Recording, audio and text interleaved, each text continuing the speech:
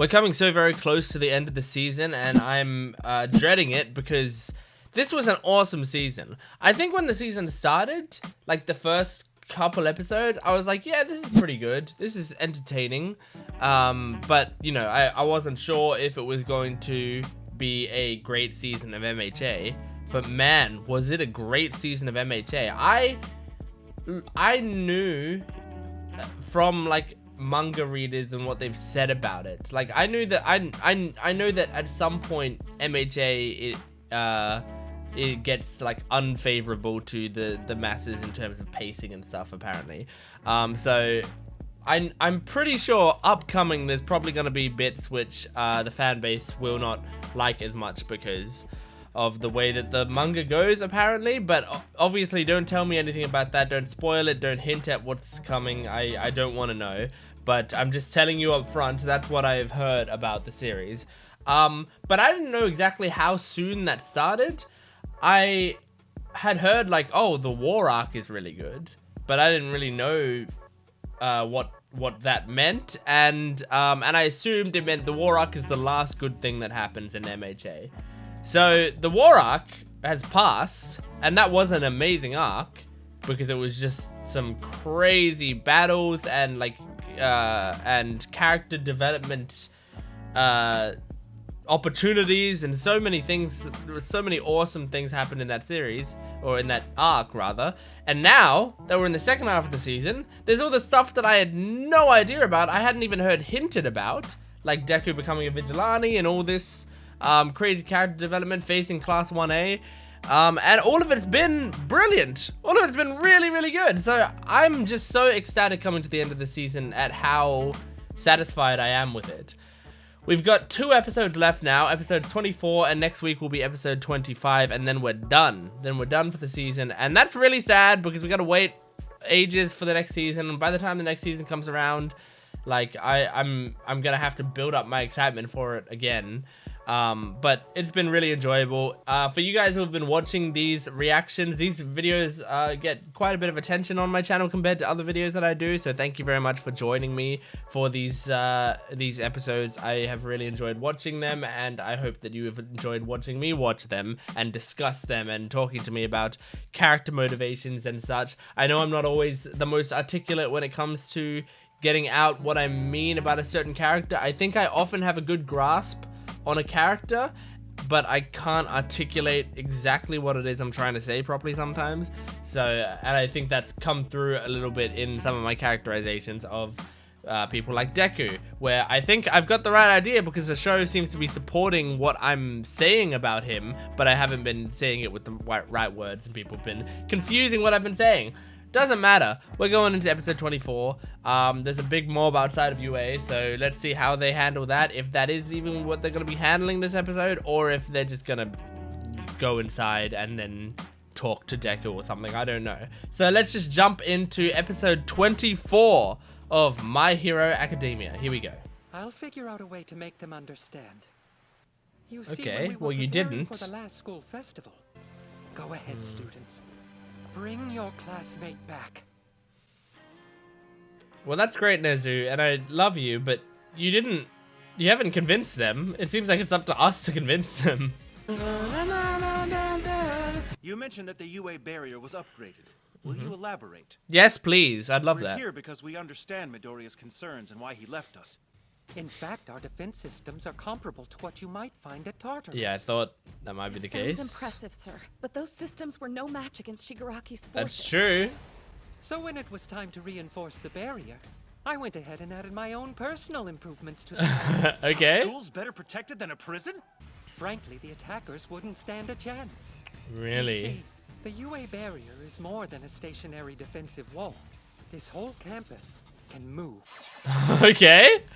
In the event of an emergency, sections can be lowered to become an underground shelter. Damn. These shelters are then able to move along various paths, all powered by the magic of science. That's some mecha anime tech! 40,000 layers of reinforced plates underground.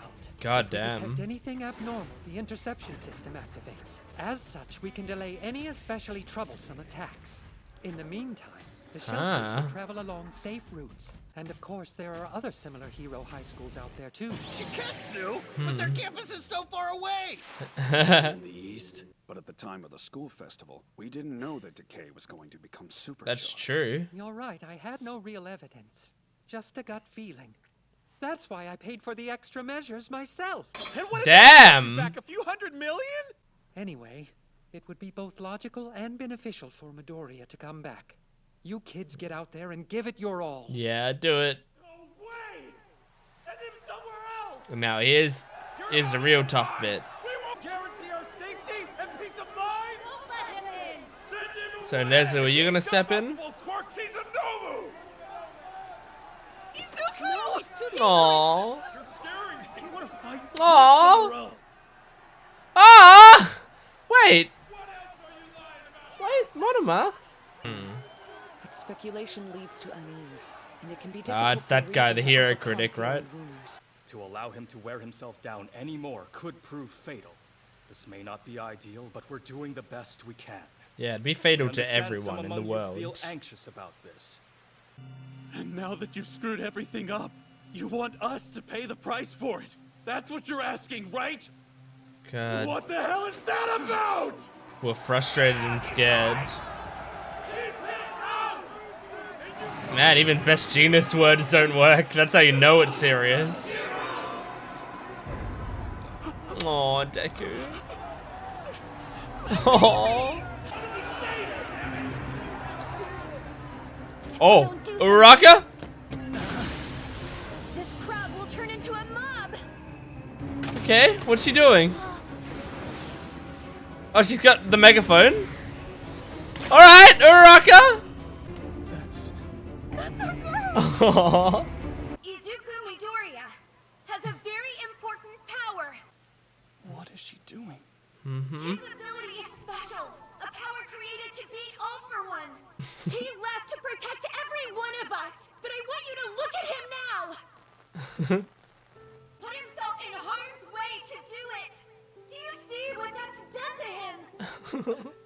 That doesn't mean they're a special person. Oh. Aw, the bunny girl's here. Leave her to me. They're scared out of their minds. But don't worry, we'll clean up any messes you can't handle. It will clear a path for the person who will become the best Aw, hero look we've at her. known. One who surpasses even All Might. I think I saw it was called a young woman's declaration, so that's. I've always loved to see Uraraka's. people happy. He must have kept fighting. That boy went out of his way to save me, then ran off to help others. You want to see us broken down and covered in mud? The heroes are the ones who are getting dirty. Oh! People who have to wash away the stain. Oh shit! Ochako. Hell yeah! For all of us. She wants to see everyone smile. Especially you. Oh. And I'm sorry about that. Really, I am.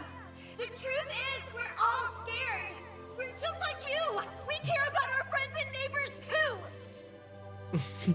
What? The ones who will protect them. Or Ochako, you're missing it. The hero is over there. You're the best!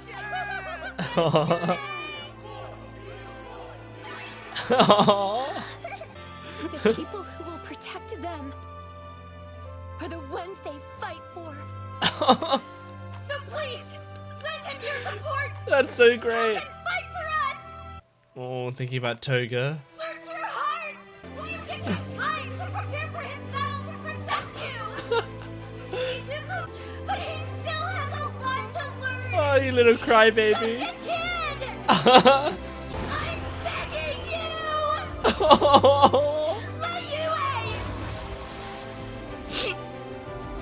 Oh. Continue to be his hero academy. Oh, Uraraka. I love her. Oh, this guy from the first episode. Oh. A sing- Come back. The Yeah, red of one. course. Oh. This is the story of how I became the world's greatest hero. But not just me. All the people he It's the saved. story of how we all became the greatest of heroes. Oh my god. Oh my god. I'm crying so much. You've got this, Uraraka. Too afraid to say anything before. I'm sorry. Oh. I want to be like you. Oh my And god. that's why I'm here. So you don't have to cry anymore. Oh, I love you, Everything will be Kota. okay. Koda. I love the bunny Are girl. you a student? They said they weren't letting any heteromorphs inside. Damn. UA was the only refuge that would welcome me. I got to see you again. Oh, I want to be hugged by a bunny girl. Crybaby hero. So where else can he recover safely? Don't you think he deserves a break? Wow, it's crazy this That's what character you coming teachers back. were trying to explain, right? I know exactly what you are. You're a Chose fanboy. Shiketsu and wanted to be him. And somewhere along the way, we forgot that he was a person. Yeah, that makes The sense. stage has been destroyed. So tell us, if you get some rest here, will you win? Will things go back to the way they were before? Hell yeah, he will. I'll make sure of it. You should go on inside. Things are settling down. For the Okay. moment, at least. Oh. No, I think what we're seeing right now is big progress. Might help with the One people for all trusting is a heroes. crystallization of power. And now, Uravity has pulled the citizens into the mix. Take a sec to look around. Wow. If these people can unite, we might just see a bright future. Hey, Dad.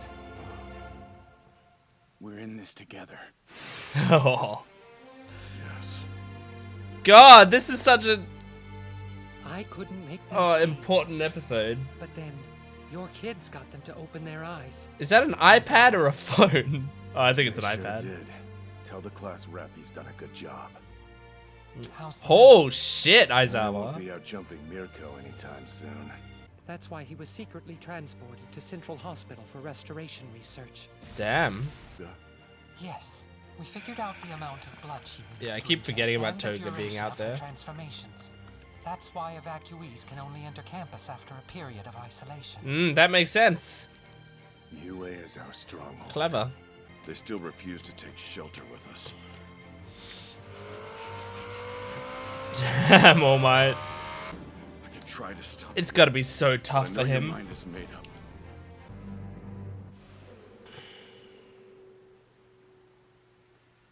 Oh, Stain! Holy shit! Oh, I forgot about Stain. There's so much going on in this arc. No! Oh my god, bro! Oh god, really? Oh my god, you know... Parts where I cry in My Hero, okay? Let's just talk about them. Because, I mean, it happens a decent amount. But, you know what will get me, like, almost every time? Impassioned Uraraka. Like, that will get me.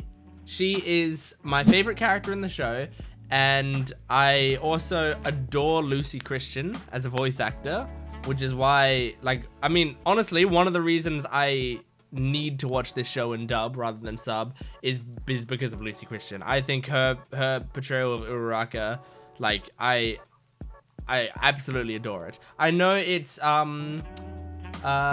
Sakura Ayane or Akane. I think it's Akane maybe, who does the Japanese voice of Uraraka, and I do love her as well. I absolutely love her as an actor too. She is in a bunch of stuff that I really like. She's like Gabi in Attack on Titan, and she's Ran in Bang Dream and stuff. Like, I love her. I really, really love her. I think she's brilliant. But I'm so attached to Lucy Christian's portrayal of Uraraka, and it makes me bawl my eyes out whenever she does stuff like this.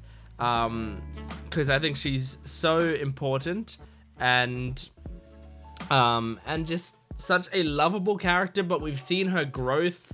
Like, she was such a sort of softie in the first couple episodes, and in this episode she's like screaming at these people, you know? Like, I love that bit where she was like, the heroes are the ones who are getting dirty, they're the ones who are cleaning the stains off. Like, she's getting really passionate about this, and I love to see it, because I think Horikoshi, something he's really good at writing at, is someone being angry at another person for their own good, you know, like for like in an emotional way. It reminds me of Deku screaming at Todoroki in season 2, like, it's your quirk, not his. Like, he's screaming that at Todoroki. He's incredibly like frustrated with him and angry at him and breaking through that thing, because that's the only way that he can break through. And it's like these people are having a hugely angry fight, but that's what's gonna break through to him, you know?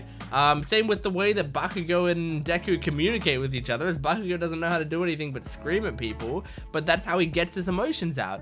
So I just think it's really great when you have a moment like this where Uraraka is on top of the thing, she's giving an impassioned speech, and I think that's one of the first things that like actually chips away at the crowd's like their argument, is the idea of like, we're the ones putting our lives on the line.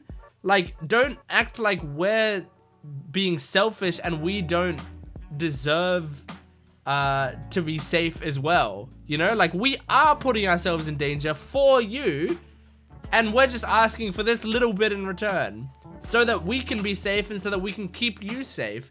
And I think it's beautiful, and it's great how she broke through to them. And it is kind of cool that they brought the guy from the first episode back who just tells Deku, like, I can see you're a fanboy. Like, that guy. It's crazy that they brought him back. It's cool that he had an interesting enough design that I remembered him instantly, you know, like with those little stars coming off his head or whatever.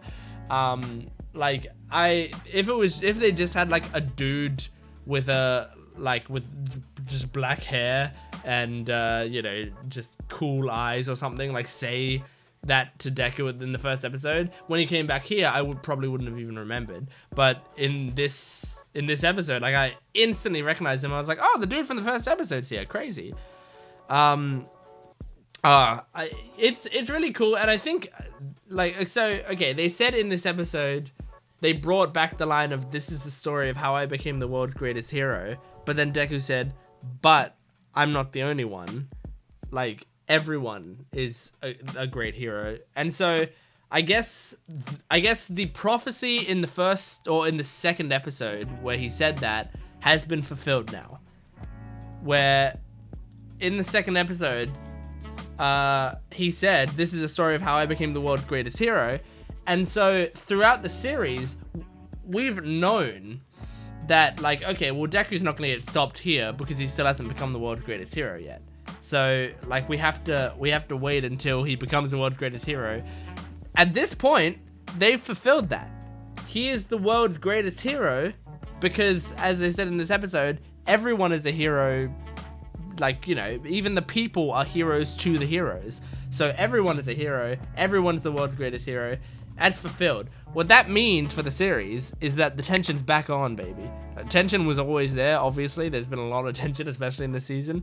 But the tension of, like, what will happen to Deku if something is going to go wrong or whatever, that's back on the table. Because before, he sort of had the plot armor of, we knew the future narration, and so we knew that he was going to survive. Now, we don't know anymore. So who knows what's going to happen in the future. Man. Oh, Uraraka's whole thing was so great. Oh, man, I'm still getting emotional thinking about it.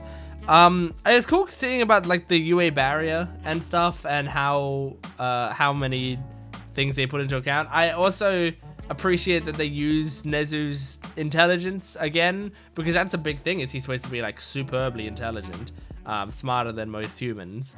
And you know, a lot of the time he's just sitting behind a desk and we don't really hear him do much except be, like, goofy and fun.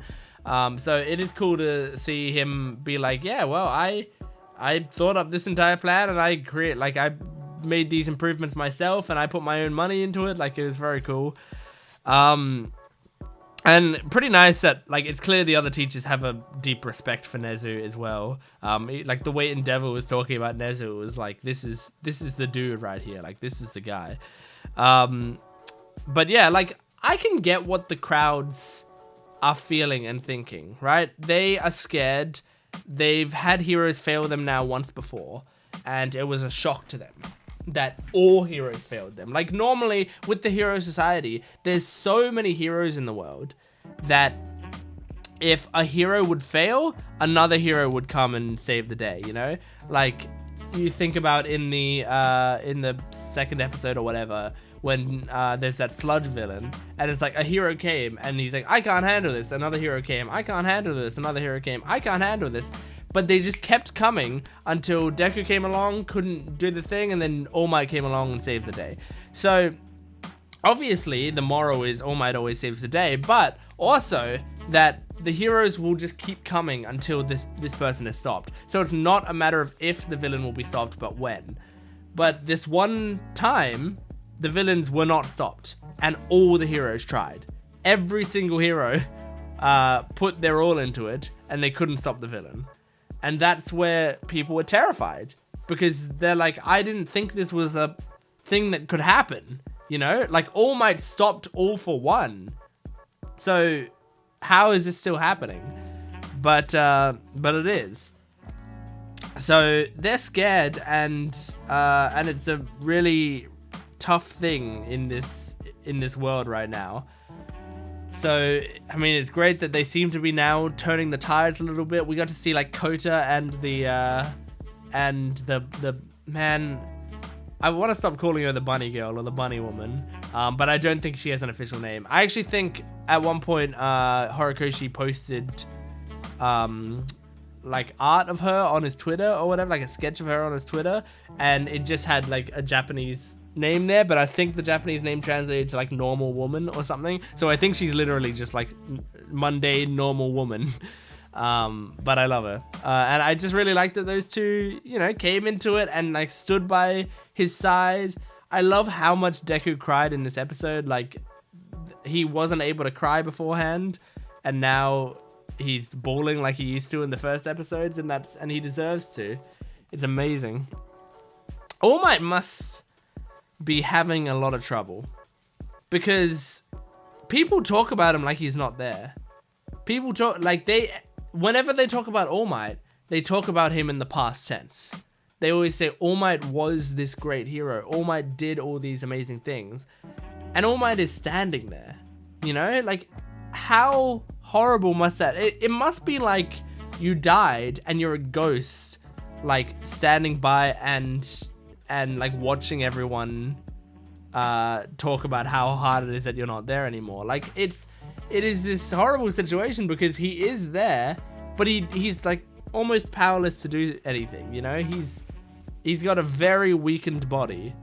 Like, so he is weaker than the average citizen, you would think, because he like is missing a stomach and stuff, you know? Like, this is a man who, after so many years, with all of his power gone, he's got no strength left. So yeah, it's got to be so incredibly difficult for him. And then on top of that, he right now I think doesn't feel like he's living up to the sidekick role that he's trying to assign himself to either, because he can't get through to Deku like he wants to. Luckily, we got people like Bakugo, Ida, and Uraraka who can get through to him. And amazingly so, I might add. But yeah, it's got to be so tough for him. So I wonder... And I mean, they keep showing All Might and then showing Stain there. Now, the interesting thing is Stain has his whole, like, All Might is worthy thing, right? So he believes All Might's worthy of being a hero. But they keep showing him with, like, ominous music. But I feel like they're showing him with ominous music because they're trying to make us forget what Stain stood for. Like, they might be trying to make us think like, oh no, it's Stain, because he's a villain and we know how hard he is to defeat. So he's going to do something to All Might. But, like, the whole thing with Stain is that All Might was, like, the one he respected. He was, like, the one person who was allowed to kill him, he said. So, the question is, why would he be following All Might? Is it because, 1, he thinks he's not worthy anymore? Is it because 2, he thinks the heroes have failed and All Might has failed in extension? Is it because 3, he wants All Might to kill him because All Might's worthy? 4, he has an idea to fix hero society? I don't know. It's really tough to tell. But yeah, I think that's it. I think that's all I've got to say about the episode. What a great episode. We only have one left of the season. So please make sure to support this video as best you can. Liking the video, commenting down below, and subscribing to the channel. I know I and all the other YouTubers say that all the time, but it really does truly help, you know, get the engagement up so that it goes into the algorithm so that more people can find the videos. And it just helps me personally, so I would really appreciate it if you could do that. And my Patreon account has full-length early access and exclusive videos, so you can go check that out. Stuff like Bochi the Rock reactions are exclusive to my Patreon right now, and full lengths of all these reactions and more. So go check that out. Thanks for watching. I'll see you next time. Goodbye.